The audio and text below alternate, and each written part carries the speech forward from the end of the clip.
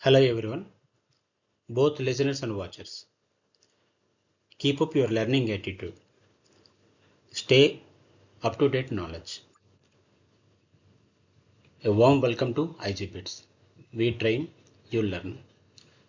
Today we shall see a simple measure of central tendency, which is known as mode. Let's see.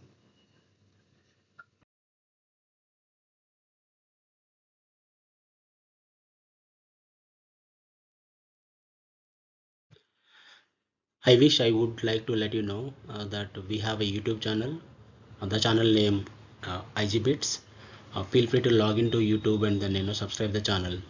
Your support is very important and essential for us to sustain the channel information, keep updated, and then your helping hand will support us to build the more knowledge and then sharing across, right, all the people who are like us to actually get the access and then learn the unseen topics. Okay, and feel free to share the channel to the your circle so that we can extend our helping hand to the rest of the world. Thank you all for keep staying with us and then keep help expanding our channel data to rest of the world.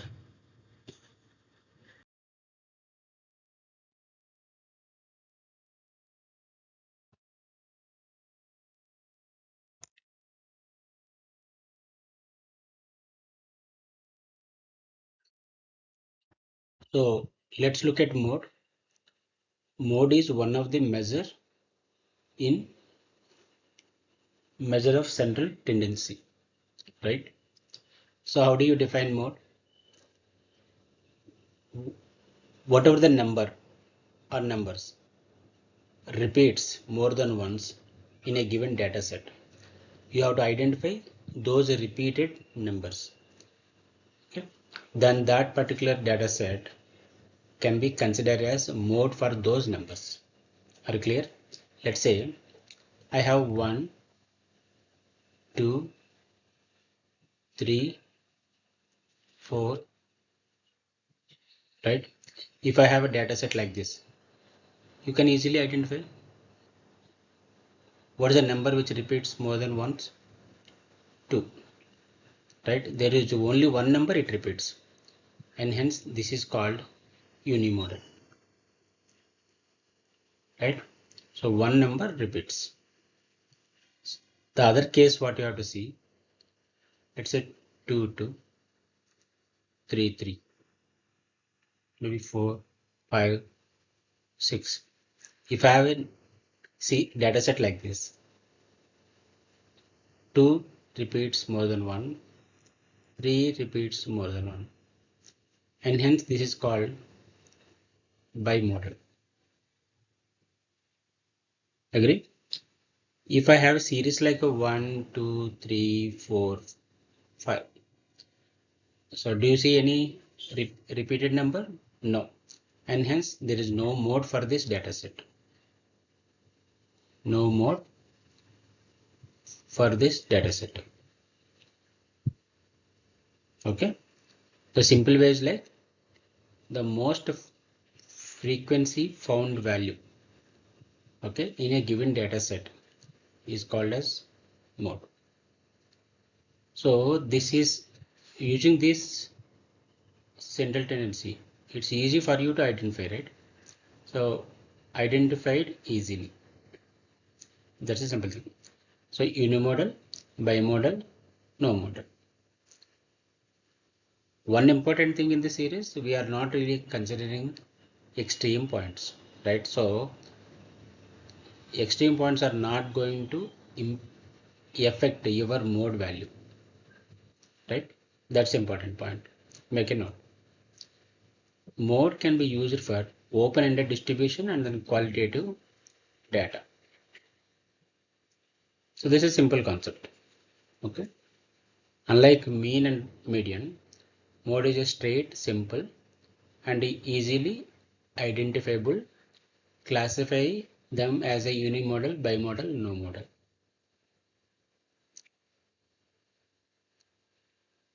Does this make sense? All right. So one more simple topic, empirical relationship. What this means is we studied three measure of central tendencies, right? Median, mode, mean.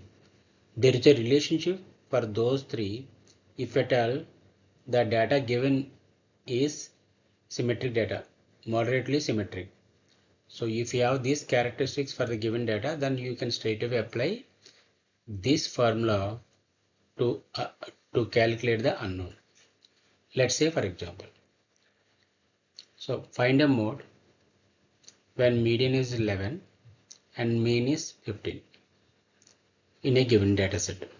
Let's say this is the your problem statement. So what is given? Median is given. Median is 11. Mean is also given. How much mean? 15.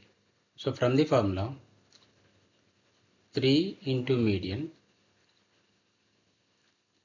equal mode plus 2 into mean. Let's plug in the value. 3 of 11 equal to mode plus 2 of mean 15. So 3 times 11 33 equal to mode plus 30. So mode equal 33 minus 33. So this is how you can find out unknown from a given two central tendencies. Okay, but condition is data set should be moderatively symmetric data. Does it make sense? Right. Let's ask yourself to answer this question, why do we need mode?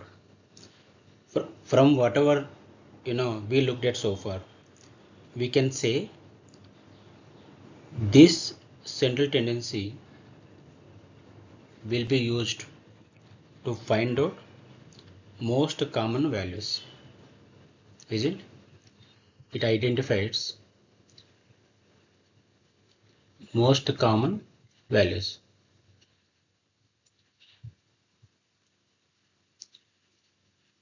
Okay, so anything else you can see? Second thing is like easy to understand.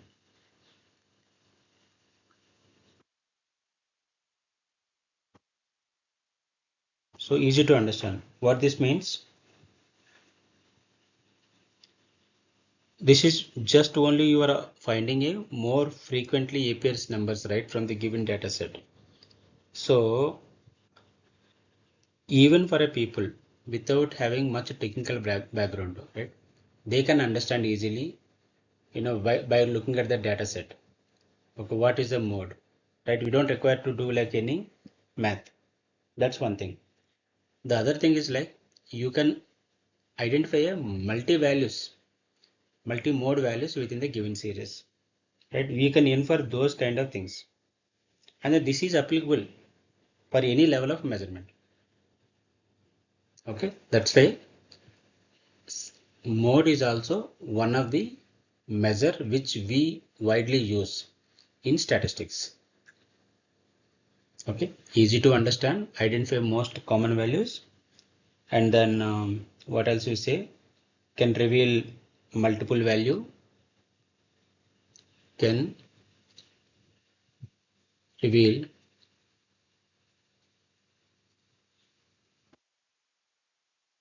multiple values, and can be applicable to any measurement, is it? So any level of measurement.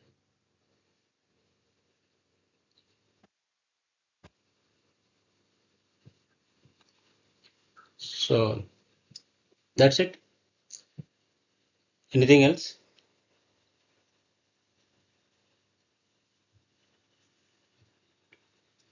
But this is not going to give like so much of information, right? Characteristics from the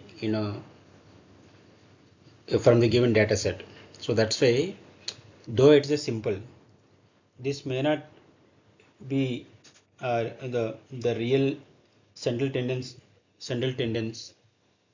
the measure for identifying the other properties like what mean and then median does. You agree?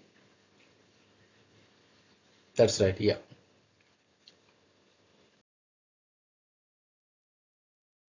Thanks for watching. Please like, share, subscribe, click on bell icon and leave the comments.